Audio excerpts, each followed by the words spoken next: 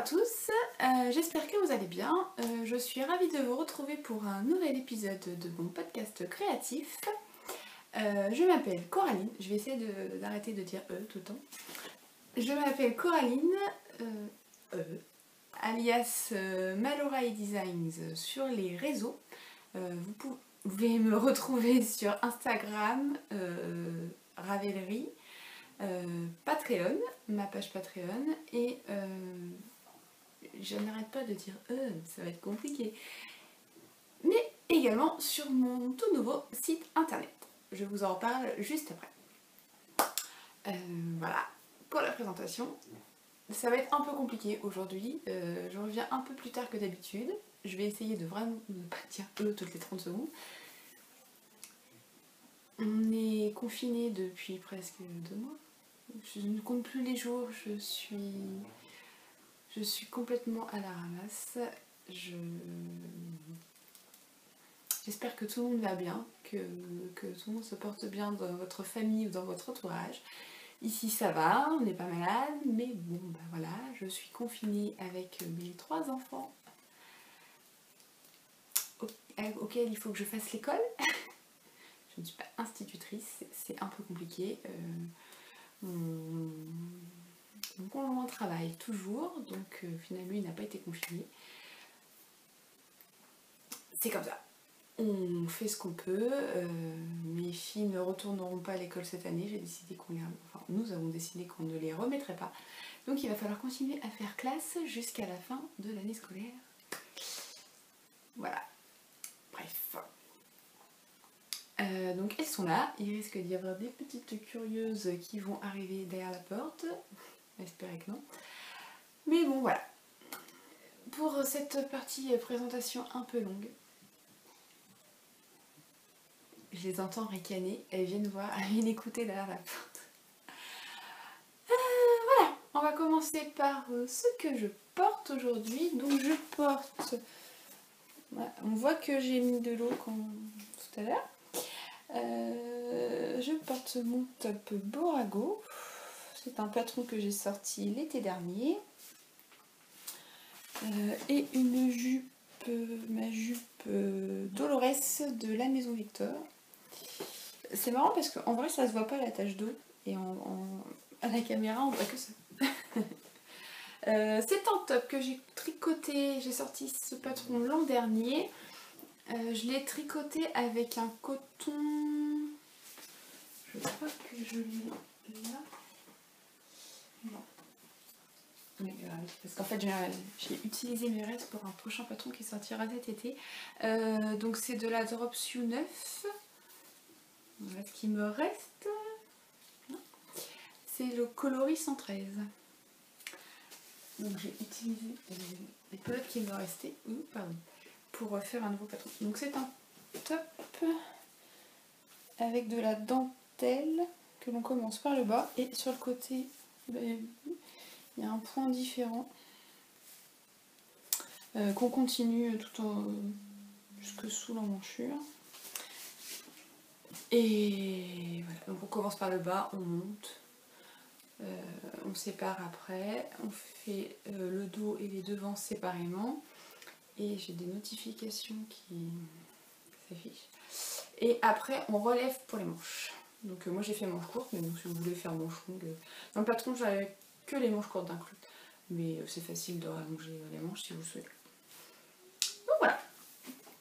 Pour ce que je porte. Et la jupe c'est une jupe Dolores très longue que j'ai fait l'été dernier à Marie en bas des pieds avec un tissu qui vient de chez Benitex. Donc voilà pour ce que je porte. Une toute petite partie blabla. Donc vous l'avez peut-être vu si vous me suivez sur Instagram, j'ai ouvert mon site internet maloraidesigns.com.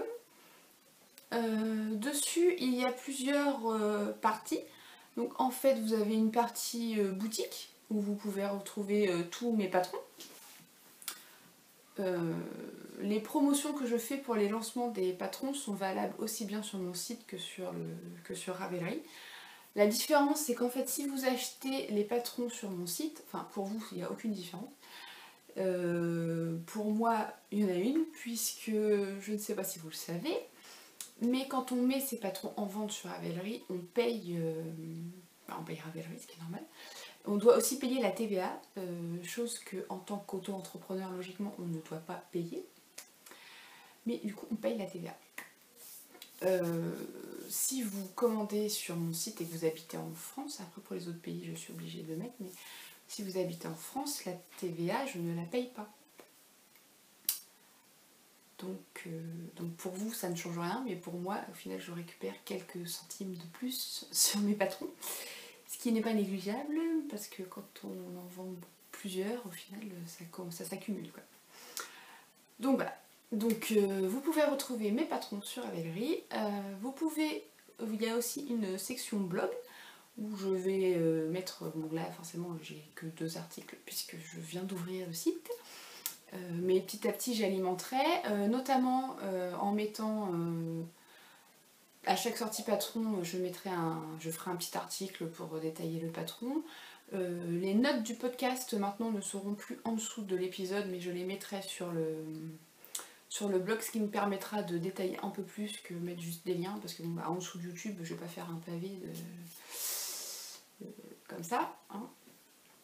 Donc du coup, sur le blog, je pourrai détailler un peu plus. Vous pourrez retrouver aussi directement les vidéos sur le blog. Je pense que j'essaierai d'insérer directement l'épisode. Et qu'est-ce que je voulais dire d'autre? C'est venu et c'est reparti aussitôt. Je sais pas si ça vous arrive des fois. On pense à un truc et ça repart. Enfin bref. Donc du coup voilà, vous retrouverez des articles de blog. N'hésitez pas à vous inscrire à la newsletter. Vous recevrez du coup une newsletter à chaque fois que je publie un article. Et en tant qu'abonné, vous avez le droit à une remise un peu plus importante que celle que je fais habituellement pour mes lancements de patron. Voilà. Mon idée n'est toujours pas revenue, donc on va passer à la suite. Peut-être que ça va reviendra plus tard dans l'épisode. Donc voilà, pour ce site, n'hésitez pas à aller faire un petit tour, à me dire ce que vous en pensez. Et voilà. On va commencer tout de suite du coup avec le tricot. J'ai 2 sorties patrons à vous présenter. Donc la première, c'est ce pull qui est resté plié un petit moment et qui du coup aurait bien besoin d'un petit blocage. C'est une collaboration que j'ai fait avec Célène. Donc je vais vous parler un petit peu de la laine et puis après je vous parle du projet. Donc c'est une collaboration que j'ai fait avec Célène. J'ai utilisé son fil 70% mérino, 20% yak et 10% nylon. C'est le coloris tabac, j'étais en train de chercher. Coloris tabac, donc c'est 400 mètres pour 100 grammes.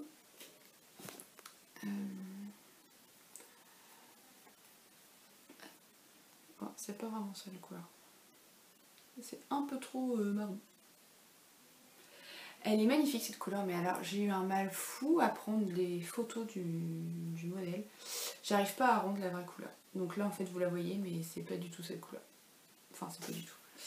Non, vous la voyez trop marron par rapport à ce qu'elle est. Non. Je crois que j'arriverai pas à vous la faire voir pour de vrai. Donc forcément, je vais arrêter parce que ça bouge. C'est super doux. C'est une laine un peu retordue comme vous le pouvez le voir. Forcément, le mérinos et du yak, ça peut que être doux. Et une fois tricoté, je sais pas, on peut voir qu'elle a... Ouais, on voit quand même pas mal. Qu'elle est... donc c'est un uni, mais qui a quand même des nuances. J'adore cette couleur. J'en avais acheté sur sa base mérino classique. C'était pour ma fille, c'était au fil de la Manche l'année dernière. Bon, j'aurais dû aller cette année, mais j'irai le mois d'octobre. Et en fait, c'était pas ça remontait pas exactement pareil. J'avais acheté un écheveau de 50 grammes, je crois, pour ma fille. qui voulait tricoter. Et donc du coup, quand j'ai contacté, quand je l'ai contactée pour la collaboration, je lui ai demandé si elle pouvait me refaire cette couleur. Et du coup, elle m'a proposé cette base. Donc la couleur ressort pas exactement pareil parce que c'est normal, il y a du yak et le yak est plus foncé à la base. Mais je suis plutôt contente du rendu. Et bon, je crois que vous n'aurez jamais la bonne couleur. Donc c'est un pull tout en torsade sur le devant et le dos. Je vous ai pas dit comment il s'appelait, Solanales. Peut-être pas. Avec un col. Alors j'ai fait un tout petit col, c'était volontaire. Je voulais vraiment pas beaucoup de rang. Sont des côtes de 2. Et en fait le corps, je me vais, ça sera plus. Le corps c'est une alternance de torsades. Alors c'est les torsades les plus simples du monde. Hein. On fait un coup à droite, un coup on croise à droite, un coup on croise à gauche. Sur un fond de maille en vert et on les sépare à chaque fois avec 2 mailles en droit. Donc on fait ça sur tout le corps.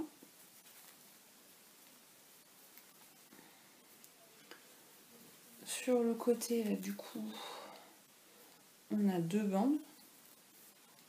Alors suivant les tailles, il y a plus ou moins de mailles.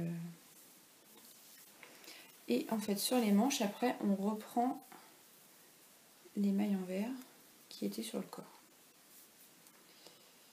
Les manches sont entièrement en jersey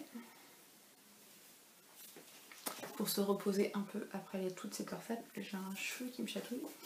Pour se reposer un peu après toutes ces torsades. Et donc du coup le corps est entièrement avec des torsades et on finit par des côtes de 2. La construction, c'est un drop shoulder, donc c'est extrêmement simple. On commence par le dos, c'est en fait une forme carrée quoi. Et la seule difficulté, et encore si on peut appeler ça une difficulté, c'est au final de faire les augmentations et d'insérer au fur et à mesure la torsade. Mais une fois qu'on a fait ça, c'est toujours tout droit. Donc il faut juste faire attention, c'est quand on tricote à mesurer en... Il faut bien mesurer son échantillon déjà. Quand vous faites votre échantillon, vous mesurez avant et vous mesurez après le blocage. Pour voir de combien de centimètres ça s'étend. Ce qui vous permet après, quand vous allez tricoter votre pull, parce que normalement ça s'étend pas trop en longueur, ça va plus prendre en largeur. Donc il faut être bien sûr de l'aisance après que vous allez obtenir. Après pour la longueur, normalement ça s'étend mais pas... Parce que les torsades ça a tendance à se resserrer mais ça s'étend pas tant que ça s'élargit plus que ça ne s'étend. Et dans ces cas-là, il faut bien mesurer l'échantillon avant pour quand vous allez tricoter votre projet, pouvoir mesurer correctement et faire une règle de 3 avec votre échantillon. Il est plutôt accessible aux débutants, je trouve. Alors peut-être pas en premier pull, hein, débutant avancé, on va dire. Parce que c'est très simple en fait, c'est juste croiser à droite ou croiser à gauche. C'est facilement... on sait facilement après reconnaître, on n'a plus besoin de suivre. On fait tellement de torsades sur ce pull qu'on n'a pas besoin de suivre le diagramme. Après, instinctivement, on sait de quel côté on doit croiser. Donc voilà, pour ce pull, je crois que je l'ai fait en 3,25. Donc ce que j'ai fait, moi, en fait, c'est que en général, je tricote jusque sous l'emmanchure. Je finis mon écheveau, en fait, mon premier écheveau. Je mets en attente le corps, je fais une manche. Ça passe le temps, surtout là avec les torsades. Ça fait du bien d'avoir un peu de jersey. Après, je reprends, je fais l'autre partie je continue le corps. Et je fais l'autre manche après, et le col. Je sais plus si j'ai alterné les échevaux sur celui-ci. Je sais plus si j'ai alterné... En fait, moi, j'alterne pas les échevaux. Je fais pas un rang, ça m'agace. Ça m'agace. Du coup, j'attends d'avoir... parce qu'il me reste ça de mon 3e échoue en fait. J'attends d'avoir une petite boule... avoir une 5-6 cm à tricoter. Et là, j'alterne sur cette partie-là. Et après, je switch. Enfin, j'enlève l'autre échoue. Mais non, alterner tous les rangs, ça me saoule. Alors, autant sur un gilet, ça me gêne moins. Parce qu'au fait, c'est au début de rang. Donc, autant en rond, c'est un peu pénible. Donc voilà, pour le pull Solanales, donc qui est disponible sur Ravelry ou sur mon site. Ensuite, j'ai tricoté un pull avec de la laine vilaine. Hop, dans le bon sens, c'est mieux. Donc c'est de la éternelle solo. Donc c'est 65% mérino, 20% soie, 15% yak. Mais bon, j'étais dans ma période yak. Donc c'est 480 mètres pour 120 grammes. Et c'est le coloris Les Tentacules d'Ursula.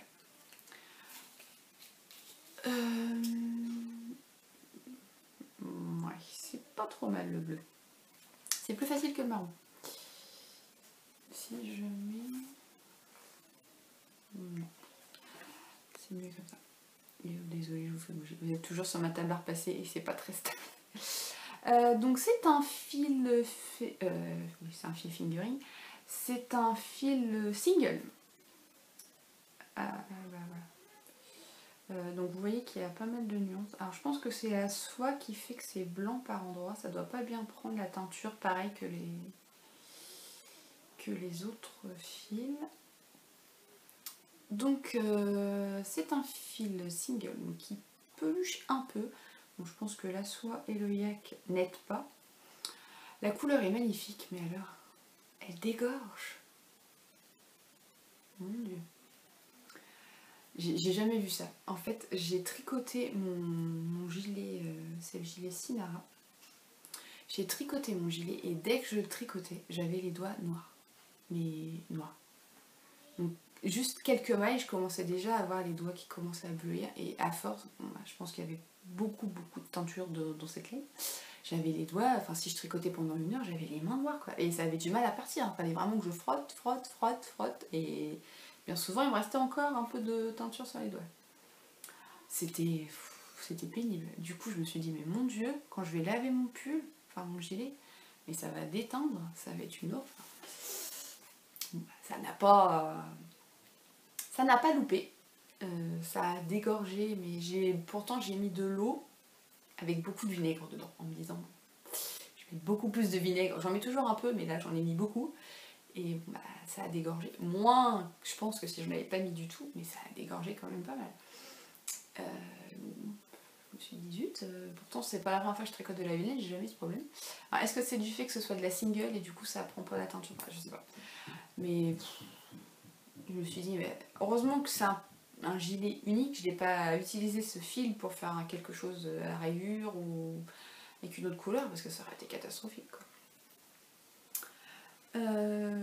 Donc mon gilet qui dégorge, voilà, donc c'est le gilet Sinara que j'ai sorti, donc là on est dimanche, je ne sais plus combien, je sais plus comment je dis, dimanche 10 mai, je l'ai sorti jeudi 7 pour l'anniversaire de ma marque, ça fait 2 ans maintenant que je crée des patrons. Et donc j'ai sorti ce gilet. Bah là du coup vous voyez bien les nuances. Donc c'est pareil, c'est un uni, mais avec la soie et tout dedans, je pense que ça prend pas la teinture pareil, et du coup on voit bien les nuances. Et j'en ai l'impression qu'il y a une démarcation. Alors qu'en fait en vrai, non. Ça doit être là où j'ai changé mon échoue. On voit que c'est un peu plus foncé. C'est marrant parce qu'en vrai non. Bon, bref. Donc, le gilet Sinara, je vais vous le mettre, ce sera peut-être plus facile. Hop. Donc, c'est un gilet raglan. Ah bah oui, là, on voit vachement la démarcation.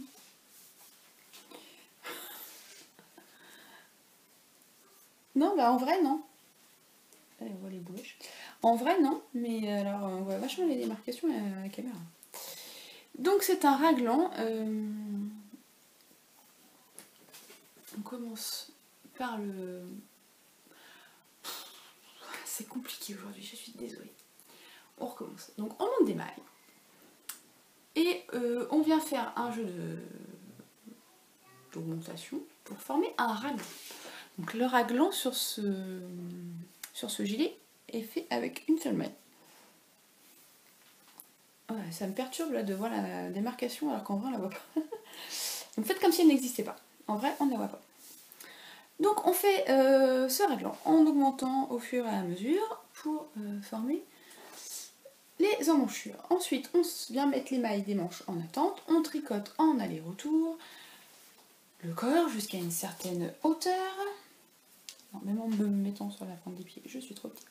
Jusqu'à une certaine hauteur et juste avant les côtes, on vient faire une petite dentelle qui fait un peu comme des feuilles ou comme un cœur à l'envers. Je sais pas trop comment. Ça fait un peu comme des feuilles. Donc on la fait tout du long enfin tout le tour du gilet. Et on termine par des côtes de 2. Ensuite, on vient, donc c'est un gilet col rond, donc on vient, hop, si je vous le fais, on vient relever le col d'abord, puis les pattes de boutonnage, et donc moi j'ai choisi de mettre que 3 boutons. Alors, parce que je voulais utiliser ce que j'avais dans mon stock, et j'avais ces 3 boutons qui allaient plutôt pas trop mal. Alors à la caméra, comme vous n'avez pas exactement la bonne couleur, on a l'impression que ça tranche, mais en vrai non, ça va. Et du coup j'ai mis que 3 boutons. Voilà. Mais si vous voulez le fermer jusqu'en bas, il suffit de mettre plus de boutonnières. Ensuite, on reprend les mailles des manches. J'ai un peu chaud par contre. Double dose de tricot. On reprend les manches et donc on ne fait pas de diminution. Alors sur ma version, je n'ai pas fait de diminution. Et à la fin, on retrouve la même dentelle. Voilà, du coup, on retrouve la même dentelle et on termine par des diminutions puis les côtes. Donc sur ma version, je vous disais que je n'ai pas fait de diminution. Dans le patron, vous avez 2 options. Vous avez l'option manche légèrement bouffante comme ceci avec la dentelle puis les côtes. Ou alors vous avez la version manche classique, on va dire, où on reprend au final les mailles, on fait des diminutions sur la manche et on finit par les côtes, il n'y a pas de dentelle. Mais je trouvais avec la dentelle que c'était plus joli, que ce soit légèrement bouffant. Alors c'est vraiment léger. Enfin, et j'ai pas non plus... mon bras est là, j'ai pas une aisance de fou sur ma manche. Donc voilà. Et je suis plutôt contente parce que je trouve que le raglan tombe bien. La fille qui s'envoie les fleurs. Donc voilà, donc ça c'est le gilet Sinara qui est sorti d'ici que vous voyez cet épisode, la semaine dernière. Parce que toujours avec ma connexion, laissez tomber, en ce moment tout le monde qui travaille internet est encore plus lent, j'ai l'impression. Je sais pas si on peut voir, ça fait un petit halo. Alors niveau bouloche, c'est plus des, un peu comme j'ai enlevé là, ça fait des boudins, des petits pâtés là que il suffit de tirer dessus puis ça s'en va. Donc voilà. Pour ce gilet. Et je vérifie mes notes, mais en tricot c'est tout. Je vais pas faire ma petite section projet ancien puisque j'avais pas envie. J'avais pas envie. Je vous prépare un article sur le blog sur un ancien projet, donc je me dis que ça va peut-être faire de bon. Donc voilà.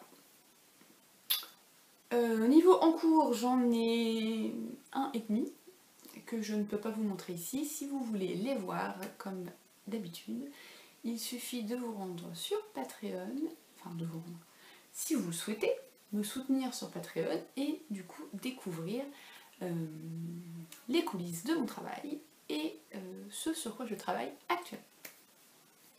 Je ne vous oblige à rien. Si vous n'avez pas envie, vous n'y allez pas. Voilà. Un petit peu de crochet.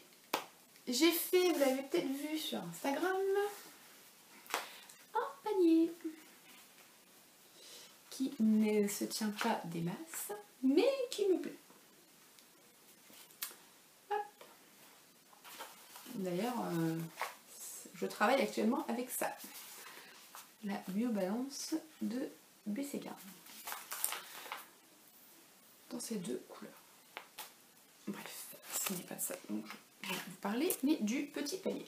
Donc j'avais récupéré pas mal de pelotes d'une tante, des trucs improbables, notamment ce fil, le fil origami de chez Filda. Alors je ne sais pas si ça existe encore. C'est 100% polyamide et ça fait un espèce de, on croit, du papier en fait qu'on touche. Et en fait là je me suis rendu compte qu'il me restait une pelote alors que je voulais tout utiliser là-dedans. Donc je me suis dit que ça serait pas trop mal pour faire un panier.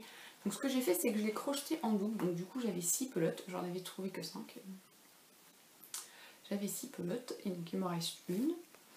Et je les ai crochetées en double. J'ai fait un fond avec des augmentations. Vous voyez quoi.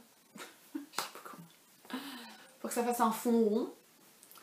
Et après j'ai fait une maille serrée. Un rond de maille serrée. Je suis pas très douée crochet, je sais faire, mais les noms des mailles et tout, c'est pas... Donc du coup j'ai fait ce rang de mailles serrées pour que ça fasse une délimitation. Et après j'ai crocheté en haut mon panier. Donc forcément comme mon fil est un peu mou, mon panier ne se tient pas des masses. Donc j'ai fait, je sais pas, une quinzaine. J'étais jusqu'au bout de mes pelotes, que je pensais, qu'il me reste encore une. Bon après rien ne m'empêche de reprendre pour continuer. Mais du coup voilà, j'ai... c'est des trucs tout simples. Alors j'ai regardé des vidéos sur un YouTube, il y avait une dame qui faisait alors je ne sais plus son nom, puis je vous mettrai le lien, qui faisait un panier avec un point super joli. Sauf que moi avec mon fil en double qui était... qui c'était pas très facile à appliquer parce que c'est un truc plat, donc... j'y ai passé 2 heures à faire un rang là, ça m'a saoulé. Je fais non c'est bon. Si c'est pour passer 10 ans à faire 20 cm, même pas 20 cm, je vais avoir 15 cm. Non. Donc on voit rien du tout en fait. Non. Donc du coup j'ai démonté, j'ai fait des mailles, des brides, je sais pas le nom. Ça quoi. Et voilà, ça ira très bien. De toute façon, c'est pour mettre mes petites laines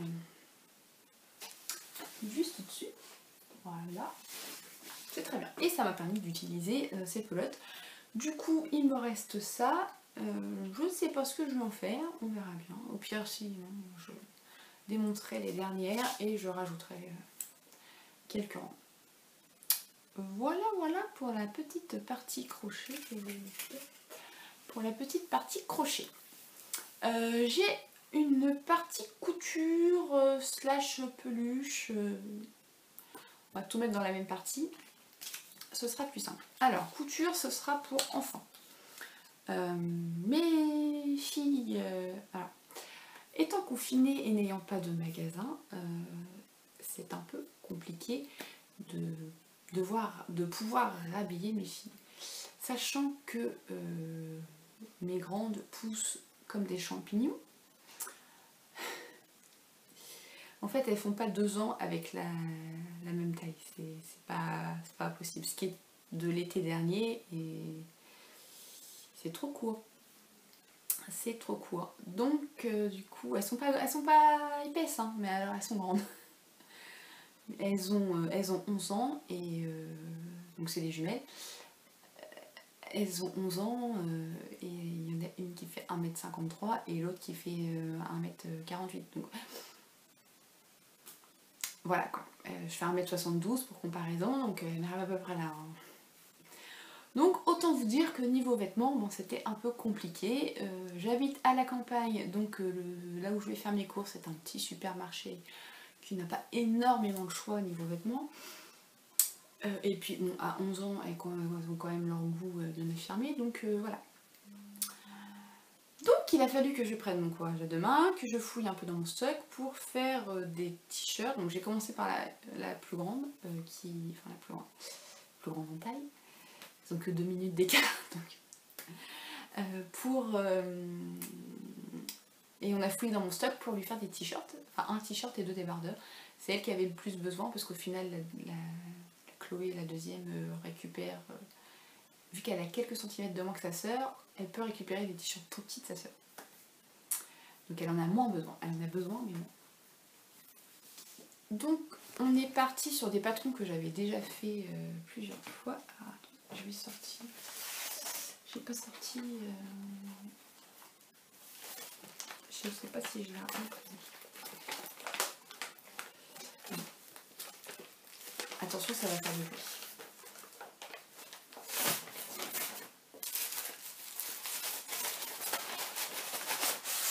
Hop. Alors. Est-ce que j'ai les photos? Voilà. Donc je suis partie du trop top. Si je mets la main dessus. Divan soufflé, et donc du coup je lui ai fait la version A avec revers de manche. C'est celle que je lui fais tout le temps. Alors d'habitude elle ne veut pas le revers de manche, et là elle a voulu le revers de manche. Donc j'ai fait avec revers de manche. Donc le trop top, c'est un patron qui va... Alors j'ai la version enfant, j'ai la version adulte. La version enfant, j'ai jamais eu de problème. Alors par contre la version adulte, je sais pas pourquoi, je n'arrive pas à me faire un t-shirt qui me maille. À chaque fois, l'encolure est 10 fois trop large, je comprends pas. Alors que la version enfant, il n'y a pas de problème. Alors soit je suis vraiment pas douée, j'ai essayé 3 fois je crois. Mais j'ai jamais réussi à avoir la bonne encolure. Enfin bref. La version enfant, je suis en train de chercher de quel âge à quel âge ça va. Je ne sais pas. Là, du 1 an au 12 ans. Sachant que ma fille, normalement, elle est plutôt du 14 ans. Donc ce que j'ai fait, c'est que je lui ai fait, enfin du 14 ans en longueur, en largeur de 12 ans, c'est largement bien. Donc je lui ai fait du 12 ans que j'ai rallongé. Donc dans un tissu qui vient de... Bonne question. Alors je me demande si je ne l'avais pas acheté au salon du tissu au Havre quand ils étaient venus. Donc c'est un tissu bleu avec des pois bleus et des petits points. Voilà. J'ai l'impression de faire des t-shirts. Enfin... Bon, c'est censé être un t-shirt un peu boxy, donc moi il serait un peu près du corps, mais je pourrais le mettre. Hein. Donc voilà, donc j'ai fait la forme la plus simple. Alors je lui mets toujours un petit bout de machin parce que sinon c'est jamais le devant du dos. Donc je ne mets toujours pas de surjeteuse, donc le col, voilà. Je n'ai pas fait les finitions à l'aiguille double parce que ça me saoule. À chaque fois il y a un fil qui casse ou quoi. Donc je fais un zigzag. Bon, et puis le tissu étant assez chargé, je pense que ça ne sera pas non plus des masses. Et j'ai fait, voilà, vous m'excuserez, c'est pas repassé, hein. Bon, c'est du jersey, c'est pas non plus hyper froissé, mais du coup les revers de manche ne se mettent pas, ça se met pas super bien. Donc voilà, c'est une forme super simple, et c'est pareil, en bas j'ai fait hop, un zigzag. Il lui va plutôt pas mal, j'ai peut-être un peu trop rallongé, du coup il est un poil long. Bon, je me dis qu'avec un peu de chance, elle va pas prendre 10 cm, d'ici l'année prochaine elle pourra peut-être encore le mettre. Au pire, il ira à sa soeur, et s'il va pas à sa soeur jumelle, et ben il ira à la plus petite à un moment donné. Niveau raccord, je suis pas... C'est pas ça quoi. Bah, au début oui. En fait au début on voit pas trop, la couture elle est là. Au début ça va. Et puis après ça c'est parti en cacahuète. Et l'autre côté c'est un peu mieux. Hop, la couture elle est là. C'est un peu mieux de ce côté là. Donc voilà pour le trop top d'Yvan Soufflé, donc en 12 ans. Ensuite, elle voulait des débardeurs. Donc j'avais déjà fait à sa sœur dans ce livre-là, dans ce magazine-là, Bitrendy, c'est le numéro 12. Donc je lui avais fait ce débardeur-ci, dans un tissu que j'avais acheté pareil au salon du tissu. Et en fait, j'aime bien ces magazines-là parce qu'ils vont de la taille 80 à la taille 176. Donc c'est vrai qu'il y a pas mal de... tailles. Il y a 21 patrons. Et ça coûte 6,95 €. Donc moi j'ai trouvé un Intermarché en allant faire les courses. Donc il y a des patrons... tous ces patrons-là. Et à l'intérieur, il y a 2 modèles qu'on télécharge en PDF. En fait, ils nous donnent un code. Donc c'est ceux-là. Je sais plus. Enfin bref. Ils nous donnent un code et il y a plusieurs modèles à télécharger en PDF. Donc je lui ai fait ce débardeur. Enfin j'en ai fait 2 du coup, parce qu'elle en voulait 2. Donc dans un tissu, l'année dernière je lui avais déjà fait un t-shirt trop top. Donc là cette année elle voulait un débardeur. Donc franchement c'est une forme toute simple. Et il est pas mal parce qu'au final il prend bien la forme des hanches. Bon même si elles n'ont pas spécialement de hanches à ce âge-là. Donc comme d'hab je lui ai mis un petit oui là.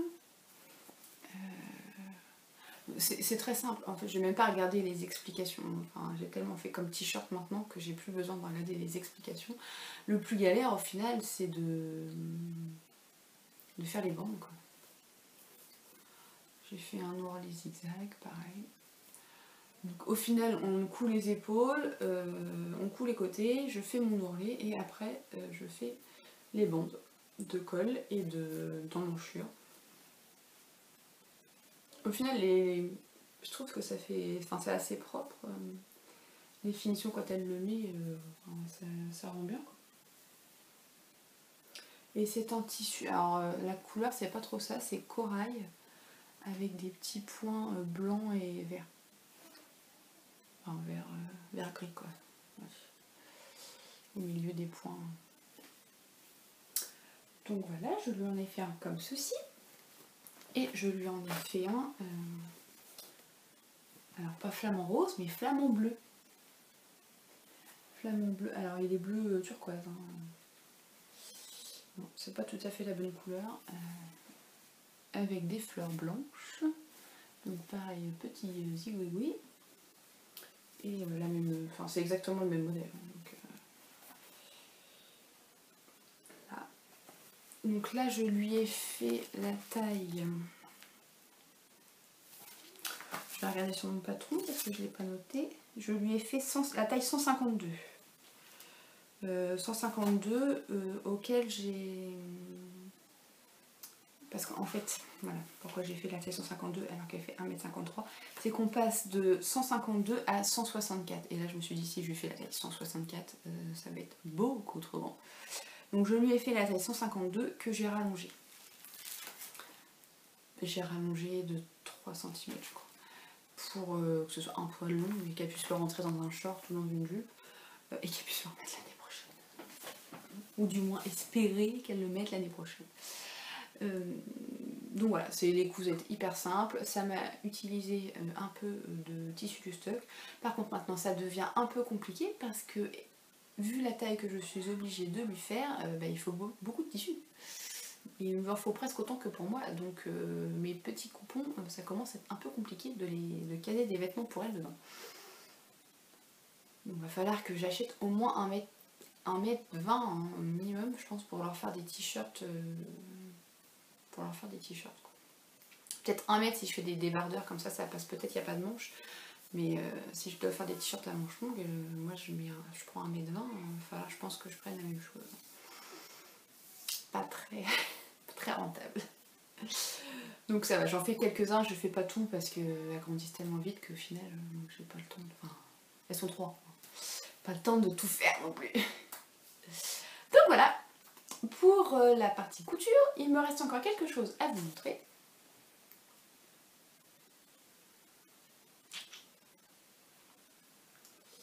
J'ai cousu Pacha.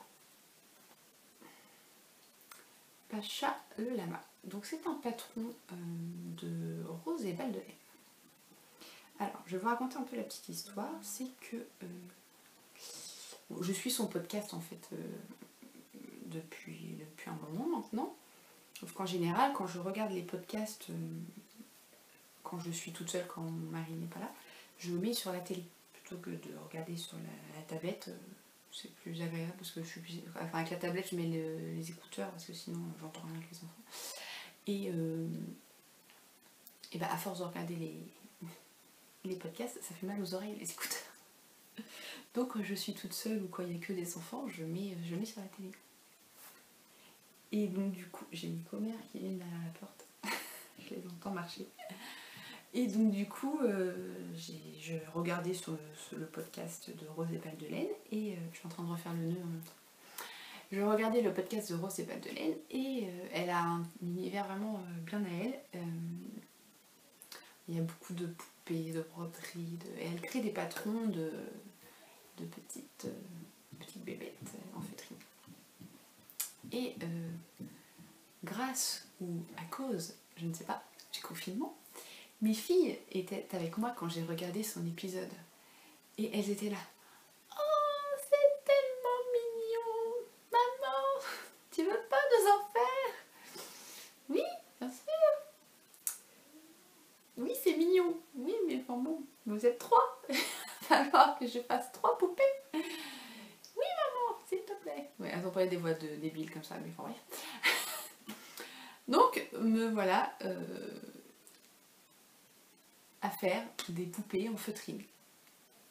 Donc je ne sais pas si je dois remercier ou pas Rose et Balles de Laine d'avoir sorti tous ces patrons tellement mignons. Je ne sais pas. Non mais trêve de plaisanterie, non, c'est vraiment super mignon. Alors par contre vous remarquerez que ma feutrine n'est pas de super bonne qualité je pense. Parce que le lama a été fini il y a quelques jours et bon bah il est déjà il a déjà souffert quoi. Ça peluche. Donc c'est la première d'une série de 3. Donc non, il y aura 2 lamas et une brebis puisque j'ai une de mes filles qui préfère la brebis. Donc j'ai fait Pacha le lama. Donc on commence par faire, découper ses pièces dans la feutrine. On coud. On a une couture. Alors, je ne vais pas la déshabiller, je viens de lui refaire son nœud. On a une couture, donc ça se coud à la main. On a une couture dans le dos, on a une couture devant.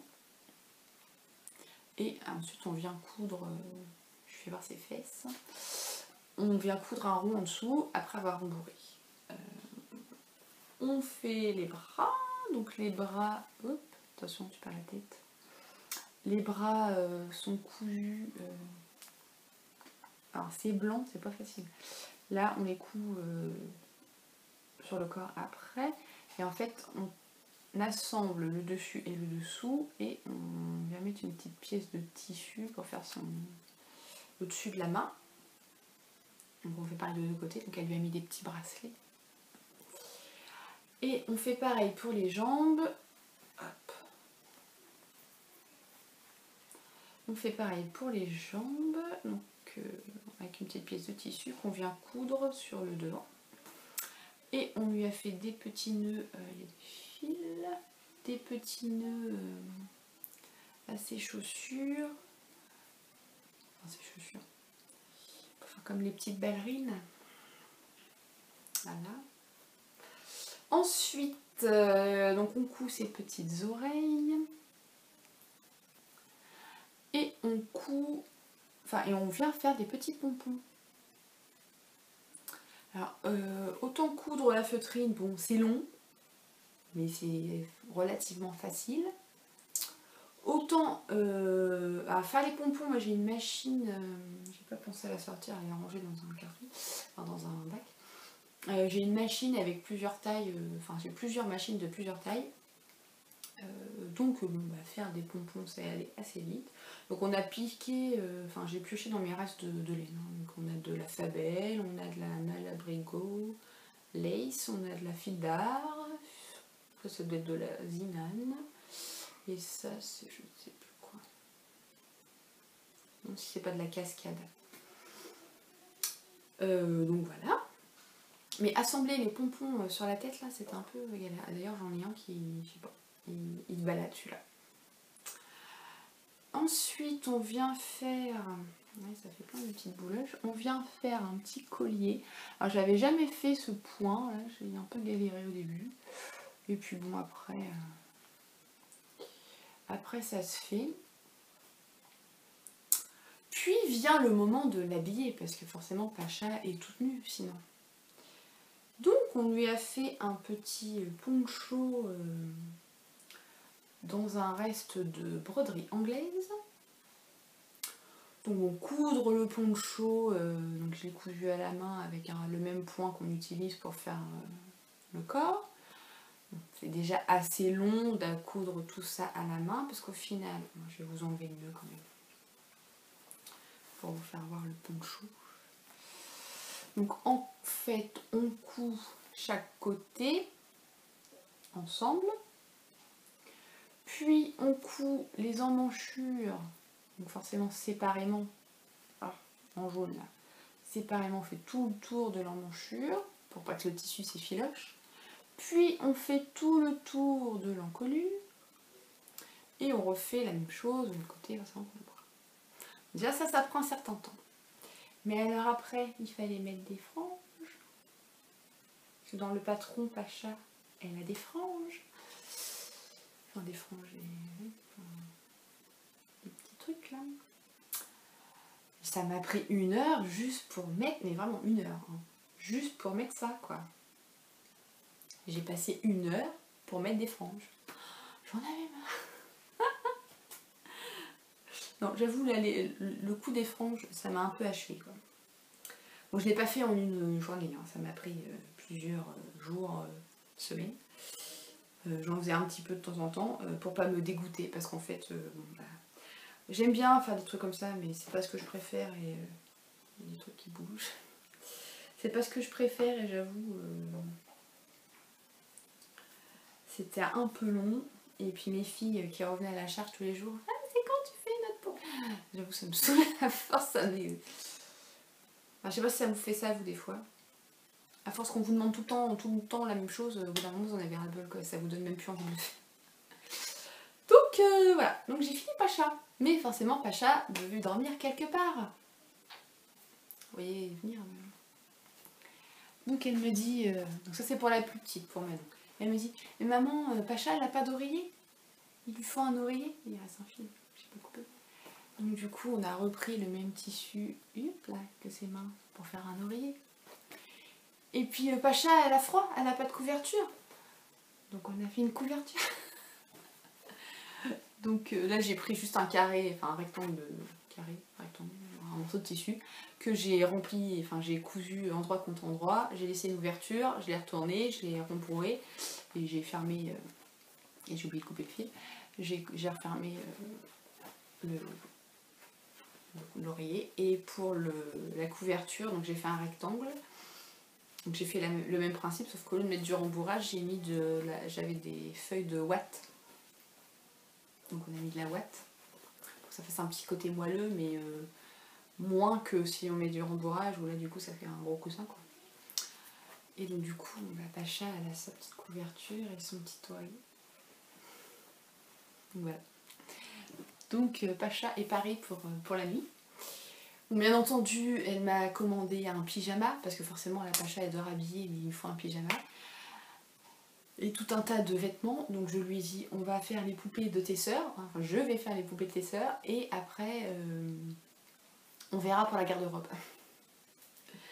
On verra pour la garde-robe. Donc du coup je vais avoir un deuxième lama à faire. Ah pareil, il a fallu que je fasse un tirage au sort pour savoir par qui j'allais commencer, parce qu'elle était en train de se battre, pour savoir par quelle poupée j'allais commencer, par quel enfant. Donc du coup il a fallu que je fasse un tirage au sort pour savoir par qui j'allais commencer. Donc, après avoir fini Pacha, elle a fait faire un tirage au sort pour savoir la deuxième. Et donc j'ai pas encore commencé, mais j'ai juste coupé les pièces. Donc ce sera la brebis. Donc j'ai coupé la feutrine. Et, désolée pour le plastique, j'essaie d'attraper le petit morceau et donc avec du tissu fleuri. Et donc là il y a un peu plus de boulot encore au niveau des vêtements sur la brebis a priori de ce que j'ai lu. En fait j'ai imprimé juste les patrons et il y a beaucoup de pages pour les explications, il y a beaucoup de photos. Donc du coup j'ai pas imprimé le parapage, je regarde sur mon ordinateur. Mais a priori il y a pas mal de... Enfin, le principe de construction de la poupée est le même. C'est très bien expliqué. Il y a des photos, elle nous fait voir comment assembler les points, il y a un lien pour les points de broderie. C'est plutôt pas mal expliqué, j'ai pas eu vraiment de soucis pour la réalisation. Enfin, même pas eu de soucis pour la réalisation. Par contre pour la brebis, a priori au niveau des vêtements c'est un peu plus complexe. Donc on peut le coudre à la machine, mais elle a une petite robe... je sais pas si vous allez voir pas. Voilà, il y a une petite robe qu'il faut coudre à la machine, et après, donc ça c'est le haut de la robe. A priori il faut faire des fronces pour faire la jupe. Enfin, puis, sachant que c'est des petites pièces, donc là je vais le faire à la machine. Elle prévoit de le faire à la machine, donc je le ferai à la machine. Donc le suspense est à son comble. Combien de temps va-t-il me falloir pour faire cette petite brebis? Voilà, c'est pareil, hein, elle s'est fait sous son petit monde, ma fille. Donc elle a déjà prévu les tissus, donc pareil pour le pyjama, hein, forcément. Elle veut plusieurs vêtements, et dans le patron, elle explique aussi comment tricoter un petit... Enfin, il y a deux sortes de gilets, je crois. Donc il faut que je lui tricote des petits gilets aussi, et que je lui fasse tout un tas de robes, parce qu'elle veut que des tissus fleuris, donc j'ai pas mal de tissus fleuris dans mon stock.